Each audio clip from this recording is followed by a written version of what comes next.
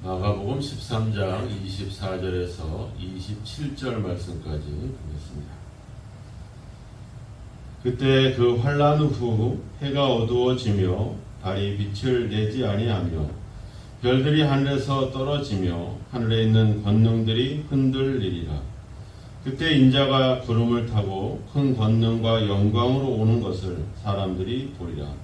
또 그때 그가 천사들을 보내어 자기가 택하신 자들을 땅끝으로부터 하늘 끝까지 사방에서 모으리라. 아멘.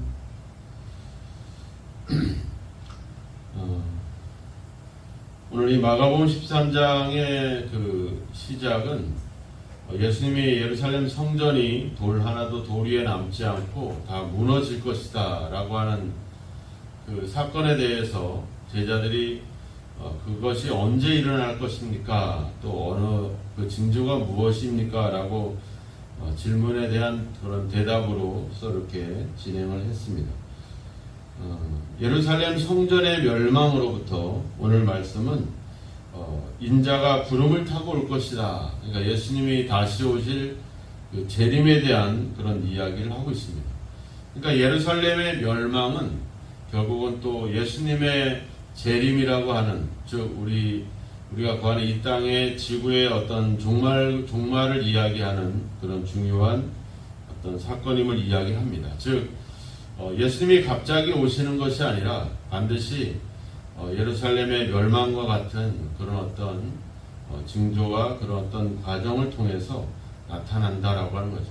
그러니까 예루살렘의 멸망을 통해서 사람들은 이렇게 멸망하는구나, 끝나는구나 이게 아니라 그걸 통해서 진짜 우리의 어떤 마지막 때, 그리고 그로 말미암아 예수님이 오신다라고 하는 그런 사실들을 우리가 깨닫는 것들이 상당히 중요하죠. 그러니까 우리에게 어떤 일들이 일어날 때 우리가 작은 우리 일상생활 속에서 사소한 일이라 할지라도 그런 것을 가지고 우리가 한번 이렇게 뭔가를 돌아볼 수 있는 그런 기회를 갖는 것이 중요하죠.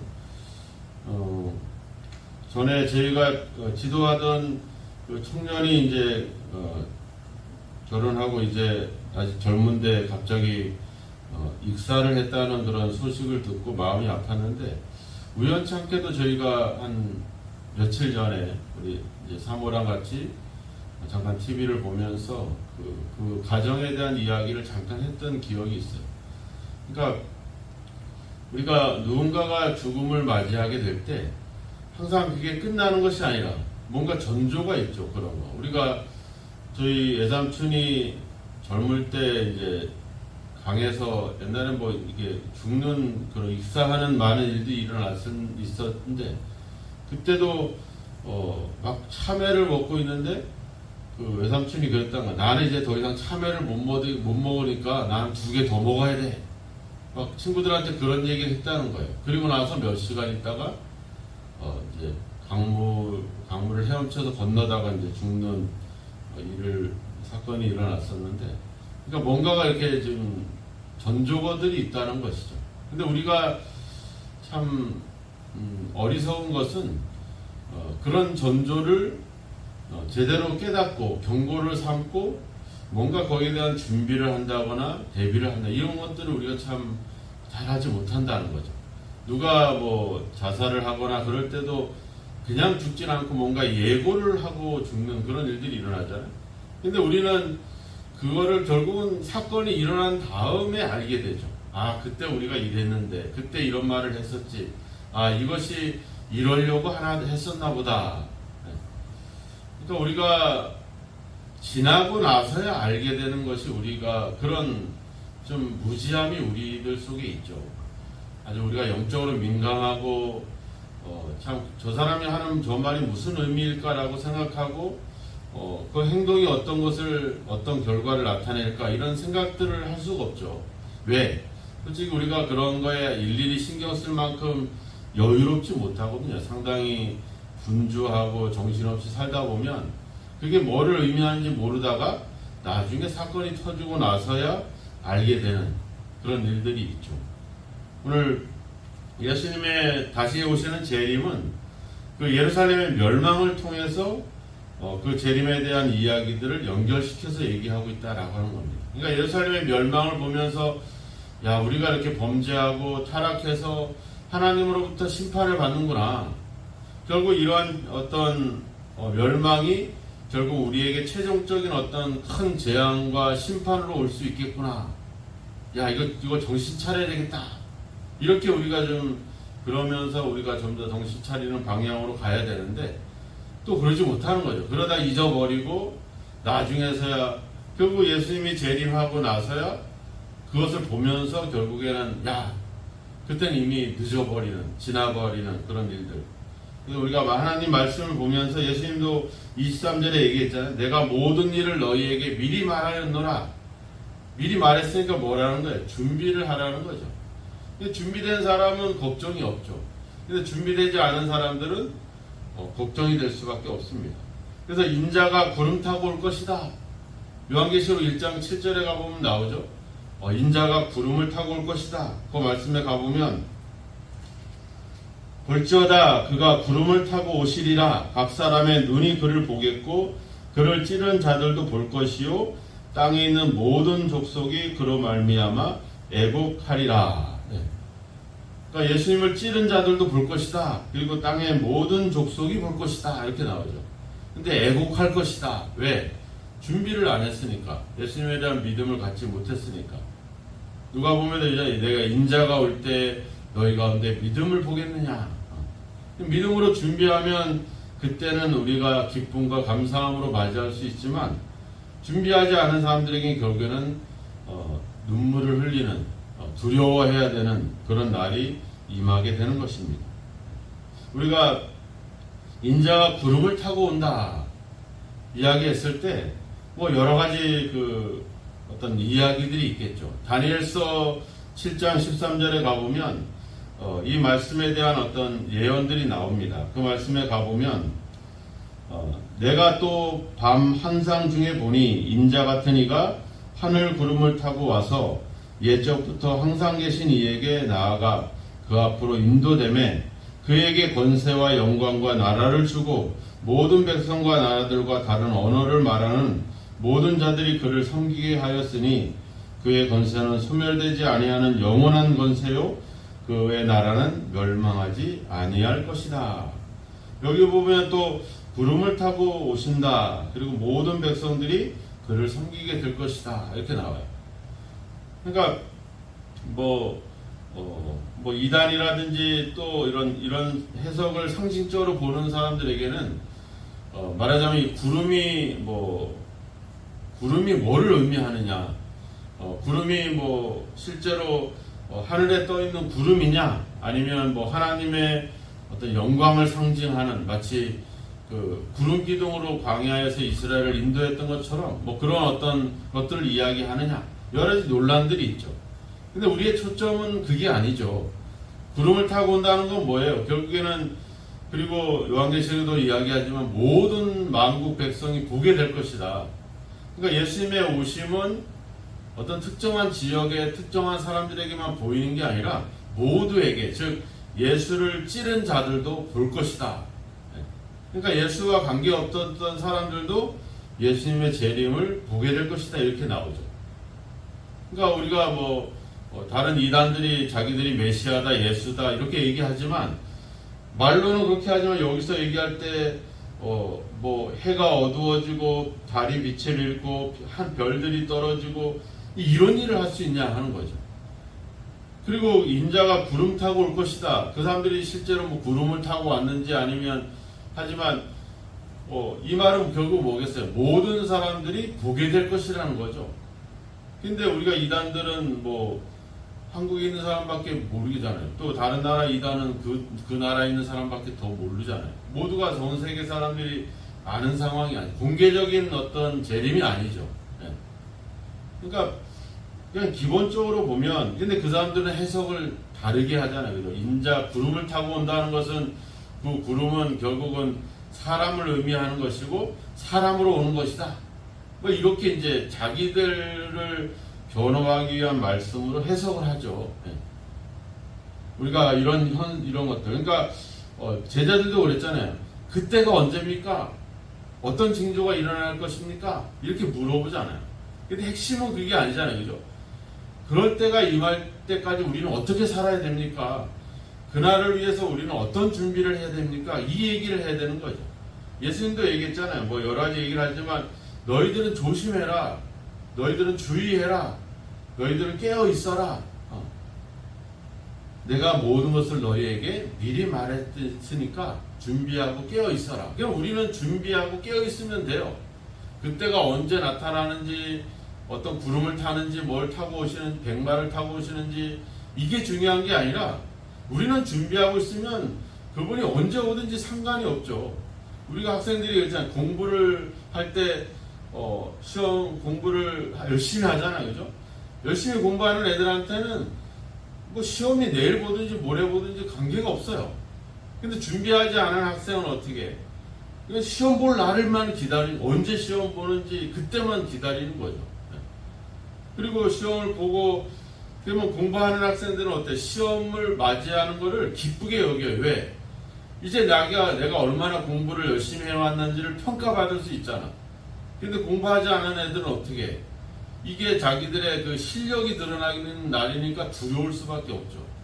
우리 신앙도 똑같아요. 우리가 기도하고 믿음으로 주님의 오심을 믿고 기다리면 준비하는 사람에게는 그날이 기쁜 날이 될 수 있는데 준비하지 않은 사람들은 두려울 수밖에 없는 거죠. 그러니까 우리가 해야 될 일은 뭐 구름을 타고 온다 이게 중요한 게 아니라 결국은 준비하라는 거죠. 준비하라. 그리고 그것은 뭐예요? 결국은 모든 사람들이 보게 되는 공개적으로 예수님이 오실 거다라고 하는 의미를 갖고 있고, 또 하나는 뭐예요? 다니엘에서 얘기한 것은 다니엘이 예언했던 인자가 온다라고 하는 표현들은 결국은 예수님이 이 땅에 오시는 걸 얘기하는 것이고, 또 예수님이 구름을 타고 오신다는 것은 다시 오신다는 얘기잖아요. 그죠? 이 말은 뭐예요? 하나님이 말씀하신 대로 그 말씀이 이루어진다는 것이죠. 의심하고 이럴 게 아니라 오신다고 했으니까 반드시 오실 것이다. 하지만 그때와 그 시간은 뒤에 32절에도 이야기하고 있지만 아무도 모른다. 우린 그때와 그 시간을 바라볼 게 아니라 준비하고 있어야 된다. 그래서 사도행전의 1장에도 보면 예수님이 하늘로 승천할 때 천사가 뭐라고 그래요? 너희들은 왜 하늘만 쳐다보고 있느냐 이렇게 얘기하죠. 너희들이 본 그대로 올 것이다. 그러니까 뭐 하라는 거예요? 준비하라는 거죠. 그래서 너희 아버지께서 약속하신 것을 기다려라 이렇게 얘기하죠. 그러니까 그 약속을 기다리기 위해서 가서 기도하고 준비를 하잖아요. 그러니까 준비가 되는 그들에게 성령이 임하고 교회의 역사가 임하게 되는 거죠. 그러니까 우리는 어떤 현상을 보거나 어떤 징조를 보고 어떤 시간을 보는 게 아니라 우리는 하나님의 약속이 반드시 이루어지고 그분이 반드시 오신다는 사실이 있기 때문에 그걸 믿고 우리는 준비하고 예비하면 되는 것이죠. 그럼 우리가 두려워하거나 우리가 걱정할 일들이 없는 것이죠. 근데 우리가 여기서 또 이런 문제, 그 구름은 뭐를 의미하느냐, 그 구름이 어디서부터 오는 것이냐, 이런 어떤 현상에 집중해서는 안 되는 것이죠. 어떤 호기심에 아주 신기하잖아요. 사람도 오는데 예수님이 구름을 타고 오신다, 백마를 타고 오신다, 이런 현상들을 볼 때 얼마나 아주 신기하고 얼마나 또 놀랍고 얼마나 아주 보고 싶은 장면이겠습니까?